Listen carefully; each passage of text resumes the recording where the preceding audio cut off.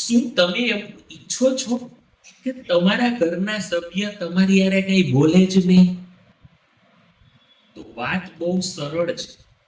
જો તમારે એવું કરવું હોય તો તમારે શું કરવાનું? જ્યારે તમારા પરિવારના સભ્ય ઘરની અંદર આવે એટલે તરત જ તમારે ગુસ્સો કરવાનો એમની સાથે.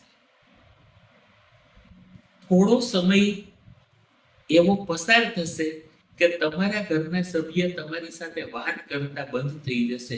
મિત્રો, આટલી ભયંકર વાત હું તમને કહું છું કે જ્યારે પણ ઘરની અંદર કોઈ વ્યક્તિ આવે એટલે તમારી કેસેટ વગાડવાનું ચાલુ નહીં કરી દો. એટલે કે ગુસ્સો નહીં કરો.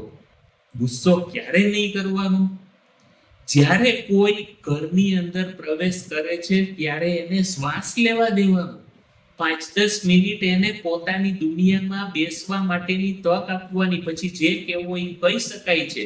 પણ જો તરત ગુસ્સો કરવાનું ચાલુ કરેલું હોય અને સવારથી સાંજ સુધીની ફરિયાદ જો આપણે કરવા માંડીએ છે ને, તો એક દિવસ એવો આવશે કે તમારા પરિવારના સભ્ય એ તમારાથી વિમુખ થઈ જશે, તમારાથી દૂર થઈ જશે.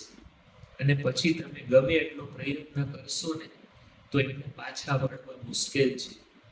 તો માય ડિયર ફ્રેન્ડ્સ, પ્લીઝ જ્યારે કોઈ બહારથી આવે છે ત્યારે ગુસ્સો ન કરવો અને ન જ કરવો.